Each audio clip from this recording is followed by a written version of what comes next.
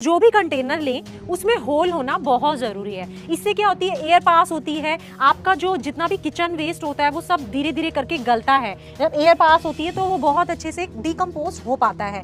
तो अब मेरे इस कंटेनर में आप अगर देखेंगे तो बिल्कुल भी स्मेल नहीं। अगर आप मैं खोलूँ तो अंजू जी आप मुझे सीरियसली बताना, इसमें कोई डाउट नहीं है। तो ये बिल्कुल ना आपको स्मेल आप देखिए दूर दूर तक कहीं भी नहीं है, बिल्कुल भी नहीं। और ना इसमें आपको कोई कीड़े वगैरह नजर आए।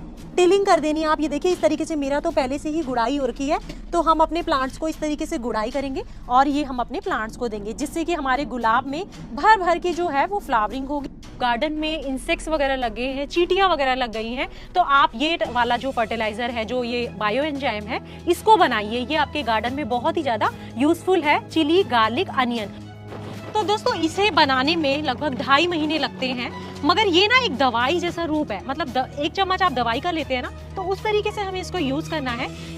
तरीके से आप बायो एंजाइम बनाइए गिलोय का। इसी प्रोसेस से आप चिली गार्लिक अनियन का भी बना सकते हैं, सेम इसी तरीके से आप ऑरेंज पील का भी बना सकते हैं।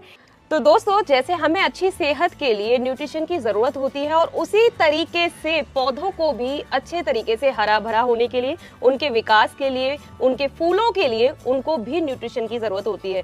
सिर्फ मिट्टी से पौधों का गुजारा नहीं होता। कौन कौन से न्यूट्रिशन आपको डालने चाहिए, वो सारी डिटेल में वो सारी जानकारी लेने के लिए आज हम गार्डनिंग एक्सपर्ट कविता जी के पास आए हैं और उनसे ये राज जानेंगे, क्योंकि उनके तो बहुत छोटे छोटे DIYs होते हैं जो कि हम आपको पहले भी दिखा चुके हैं। इतने अच्छे से ग्रो कर रहे होते हैं सिर्फ बहुत थोड़ी सी मिट्टी में, यानी मिट्टी में कुछ ना कुछ तो राज छिपा है। और आज ये राज जानने के लिए आए हैं कि आखिर वो अपने पौधों को सभी न्यूट्रिशंस कैसे प्रोवाइड कराती हैं। तो ज्यादा देरी ना करते हुए मिलते हैं कविता जी से। नमस्कार मैम। नमस्ते मैम। तो जैसा कि हम पहले अपने दर्शकों को दिखा चुके हैं, आपके DIYs, आपके प्लांट्स, आपके गार्डन को, बेहद खूबसूरत गार्डन आपका है और हमारे दर्शकों ने तो सराहा ही। और इसके साथ ही मैम इस वीडियो में मैं आपसे जानना चाहती हूँ कि आखिर आप अपने पौधों को खिलाती क्या है ऐसा? मैम एक्चुअली मेरे लगभग 500 प्लांट्स हैं, लगभग 500 से ऊपर ही होंगे। तो मैं अपने घर पे ही कंपोस्ट तैयार करती हूँ। और आप मानोगे ये जो कंपोस्ट होती है ना, जिसे किचन कंपोस्ट कहा जाता है, इसमें इतने सारे न्यूट्रिएंट होते हैं, माइक्रो और मैक्रो दोनों।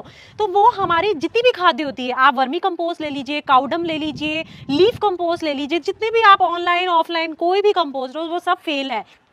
तो मैं ज़्यादातर अपनी किचन कंपोस्ट यूज़ करती हूँ, चाहे वो कम मात्रा में डालूँ, 1-2 मुट्ठी, मगर मैं अपने घर पे ही मैंने 3 बकेट रखी हुई हैं। और तीनों मतलब जैसे ये इसको बनने में लगभग 2.5 से 3 महीने लगते हैं, तो धीरे धीरे करके कभी 1 बकेट का निकालती हूँ, जब तक दूसरी तैयार हो जाती है, फिर तीसरी तैयार हो जाती है। मतलब किचन कंपोस्ट लोग बहुत यूज करते हैं, लेकिन ये जो आपका डब्बा है ना, ये जो कंपोस्ट बिन है, ये भी बड़ा प्यारा लग रहा है। जी मैम बिल्कुल, मैंने ये स्पेशली इसीलिए बना रखा है, क्योंकि क्या होता है ना, हमारे जितने भी ये जब हमारा किचन कंपोस्ट है वो गलने लग जाता है, तो सारे न्यूट्रिएंट मतलब पानी उसमें फॉर्म में बदल जाता है। तो उसके बाद क्या होता है, हमें उसको लिक्विड को निकालना बहुत ज्यादा परेशानी हो जाती है और स्मेल भी हो जाती है। स्मेल करता है, सबसे बड़ी बात जो स्मेल की प्रॉब्लम होती है। तो अब मेरे इस कंटेनर में आप अगर देखेंगे तो बिल्कुल भी स्मेल नहीं। अगर आप मैं खोलूँ तो अंजू जी आप मुझे सीरियसली बताना, इसमें कोई डाउट नहीं है। तो ये बिल्कुल ना आपको स्मेल आप देखिए दूर दूर तक कहीं भी नहीं है, बिल्कुल भी नहीं। और ना इसमें आपको कोई कीड़े वगैरह नजर आएंगे। मैं आपको बताऊं कि मैं भी अपने घर पर किचन से ये कंपोस्ट बनाती हूँ, मुझे बहुत ही स्मेल आती है। हाँ जी, क्योंकि मेरे पास ऐसा जुगाड़ नहीं है। ओके, तो मैम आज मैं बस यही बताने वाली हूँ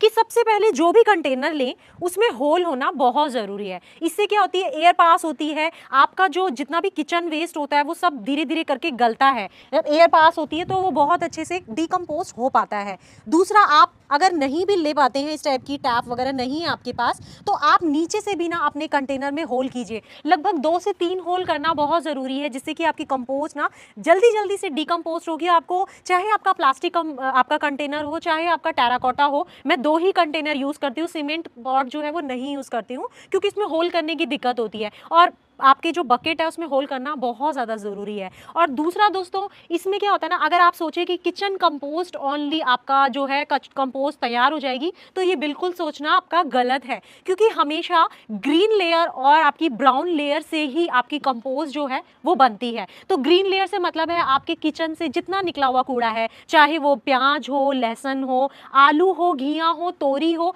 कुछ भी हो, मतलब मैं अपने घर का कुछ भी वेस्ट नहीं करती हूँ। तो वो सब चीज़ें मैं जमा कर लेती हूँ। हर 5 दिन बाद मैं अपनी कंपोस्ट को खोलती हूँ और उसमें वो लेयर डालती हूँ। उसके बाद ब्राउन लेयर डालती हूँ।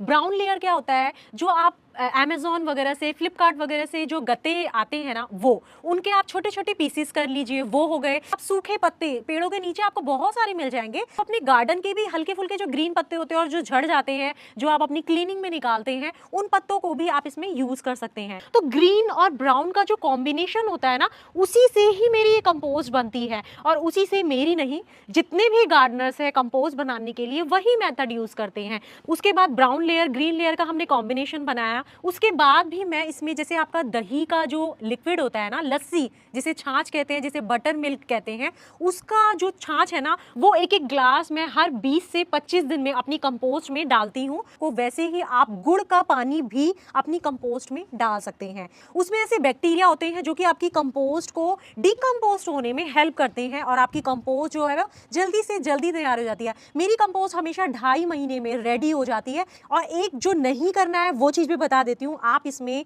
पका हुआ भोजन नहीं डालेंगे। सेकंड, आप इसमें अपना नॉन वेज वगैरह जो आइटम है वो इसमें नहीं डालेंगे। तीसरा, इसमें टाइम टू टाइम हमें हल्का सा जैसे हिलाना पड़ता है। अगर हम हिलाएंगे नहीं ना, तो क्या है, वो जो न्यूट्रिएंट आप डाल रहे हो वो सब डिकम्पोज नहीं हो पाएंगे। तो खाद को हिलाना भी बहुत ज़रूरी है, जिससे कि उसमें फंगस नहीं लगेगी, जिसमें कि उसमें कीड़े नहीं लगेंगे और वो स्मेल नहीं करेगा। फिर आप इसको कहीं बालकनी में रखिए, आप छोटे से कंटेनर में बनाइए, चाहे आप गार्डन के किसी कोने में रख दीजिए, कोई भी फर्क नहीं पड़ता दोस्तों। बस ये है कि बच्चों की पहुंच से थोड़ा दूर रखिए। तो अगर आप ग्रीन और ब्राउन का इक्वल जो लेयरिंग है वो बना के रखेंगे, कभी भी आपकी कंपोस्ट में कीड़े नहीं पड़ेंगे, स्मेल नहीं आएगी और वो बहुत अच्छे से डिकम्पोस्ट हो जाएगी। तो ये एक बेस्ट मेथड है जो कि आप बिल्कुल यूज करना। और उसके बाद मुझे कमेंट सेक्शन में बताना क्या उसके बाद भी आपकी कंपोस्ट में कीड़े पड़े। तो मैं इसे अपने प्लांट्स में किस तरीके से देती हूँ दोस्तों, देखिए ये है ये कंपोस्ट टी। आप ये देखिए कितनी ज़्यादा न्यूट्रिएंट से भरी हुई है। इसे हम इस तरीके से यूज़ करेंगे।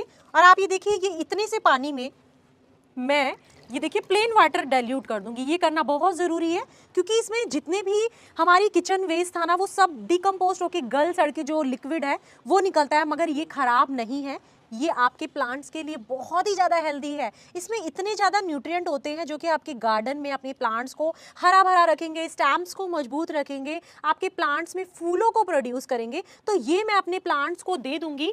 जैसे कि अभी मेरे ये गुलाब के प्लांट्स हैं, इतने अच्छे से ग्रोथ कर रहे हैं, तो हमें इन्हें पहले करना है थोड़ा सा टिलिंग कर देनी है। आप ये देखिए इस तरीके से, मेरा तो पहले से ही गुड़ाई हो रखी है, तो हम अपने प्लांट्स को इस तरीके से गुड़ाई करेंगे और ये हम अपने प्लांट्स को देंगे, जिससे कि हमारे गुलाब में भर भर के जो है वो फ्लावरिंग होगी, हमारे प्लांट्स जो है वो हेल्दी हो जाएगा। तो इस तरीके से आप भरपूर न्यूट्रिएंट अपने घर में और एक ही चीज से 2 बार यूज कर सकते हैं। मतलब आपकी कंपोस्ट भी बन रही है, साथ में आपका फर्टिलाइजर भी तैयार हो रहा है। और मैं अपने गार्डन में क्या बनाती हूँ, एक ऐसा जो बायो एंजाइम होता है जिससे कि मेरे प्लांट्स इतने हरे भरे रहते हैं, वो चीज भी मैं आपके साथ शेयर करती हूँ। ये भी बहुत ज्यादा जरूरी है और ये फ्री ऑफ कॉस्ट है, तो क्यों ना बनाएं हम अपने गार्डन के लिए। तो आप ये देखिए 2 बायो एंजाइम मैंने बना रखे हैं। ये है चिली गार्लिक और अनियन के छिलकों का। सेकंड आप ये देखेंगे तो ये है ऑरेंज पील फर्टिलाइजर, बहुत ही अच्छा होता है दोस्तों फ्लावरिंग प्लांट के लिए। और अगर आपके गार्डन में इंसेक्ट्स वगैरह लग गए हैं, चींटियां वगैरह लग गई हैं, तो आप ये वाला जो फर्टिलाइजर है, जो ये बायो एंजाइम है,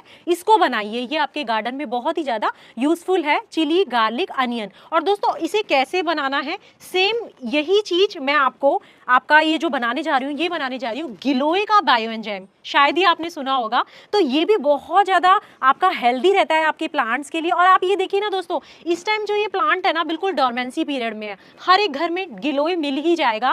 प्लांट्स की डंडियां जो है वो तोड़ लीजिए, इस तरीके से मैंने पीसेस कर लिए हैं।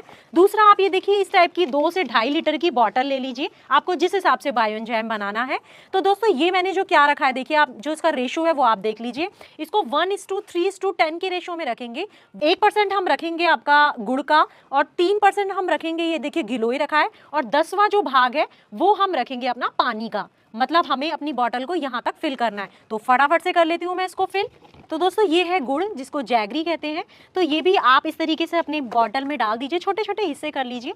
अब जो है ना दोस्तों, इसमें हम कर लेंगे पानी ऐड। पानी में कंजूसी नहीं करनी है क्योंकि 10 हिस्से पानी के हैं, तो ये हमने पानी भी ऐड कर लिया। दोस्तों पानी हमेशा इतना ही ऐड करना है, क्योंकि इसमें क्या होती है, एयर पास होती है, तो हम एयर पास हमें करनी पड़ती है, तो उसके लिए ये गैप्स होना ज़रूरी है, नहीं तो आपकी बॉटल जो है वो फट जाएगी। तो इस तरीके से हम कैप को बंद कर लेंगे और हम इस तरीके से शेक कर लेंगे। तो दोस्तों इसे बनाने में लगभग 2.5 महीने लगते हैं, मगर ये ना एक दवाई जैसा रूप है, मतलब 1 चम्मच आप दवाई का लेते हैं ना, तो उस तरीके से हमें इसको यूज़ करना है। इसे हम यूज़ करना भी मैं आपको बताती हूँ अभी। तो ये देखिए इस तरीके से हमने इसको शेक कर दिया। अब हम इसको नेक्स्ट डे हल्का सा कैप को इस तरीके से हटाएंगे, यहाँ से गैस पास होती है, और उसके बाद अभी क्योंकि अभी तुरंत बनाया तो इसलिए इसमें गैस नहीं है, फिर हम इसको ऐसे कैप को दोबारा से बंद कर देंगे। फिर नेक्स्ट डे हमको इसी तरीके से इस प्रोसेस को फॉलो करना है। लगभग 1 हफ्ते बाद ना इसमें गैस का जो प्रोसेस है ना वो कम हो जाएगा। तो उसके बाद आप इसको क्या करेंगे, 2 दिन बाद, 3 दिन बाद, मतलब आपने अपना टाइम पीरियड बढ़ा देना। तो लगभग 15 से 20 दिन या महीना भी लग सकता है, जब आपकी गैस बिल्कुल बंद हो जाएगी रिलीज होना, तो उस टाइम आप इसको ऐसे ही रख देंगे एज इट इज, और आपका धीरे धीरे करके बायो एंजाइम जो है वो 2.5 महीने में रेडी हो जाएगा। गैस पास करना बहुत ज़रूरी है, और स्पेशली प्लास्टिक की बॉटल ही लीजिए, कांच की बॉटल लेना बिल्कुल भी नहीं, क्योंकि वो जो होती है वो फूट जाती है अगर गैस वगैरह कभी आप भूल गए उसको खोलना। तो इस तरीके से आप बायो एंजाइम बना सकते हैं। दोस्तों ये आपके प्लांट्स के लिए बहुत ही ज़्यादा न्यूट्रिएंट से भरा होता है, आपके प्लांट्स के लिए बहुत ज़्यादा हेल्दी होता है। तो इस तरीके से आप बायो एंजाइम बनाइए गिलोय का।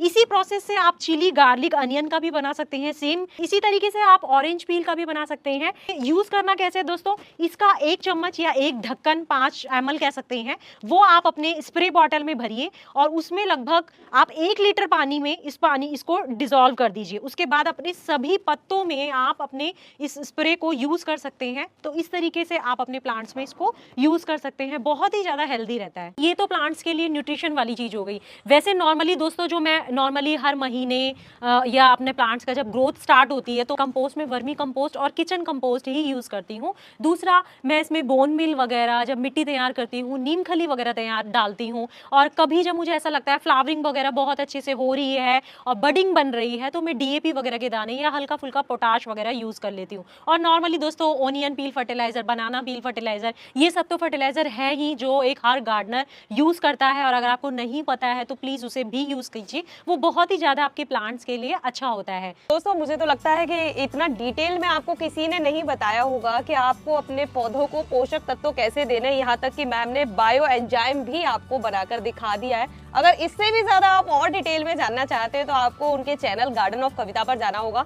वहां पर वो डिटेल में समय समय पर इस तरीके की चीजें बताती रहती है। मुझे लगता है ये वीडियो आपको जरूर पसंद आई होगी, तो वीडियो को लाइक और शेयर करना ना भूलें और चैनल को सब्सक्राइब करें। धन्यवाद।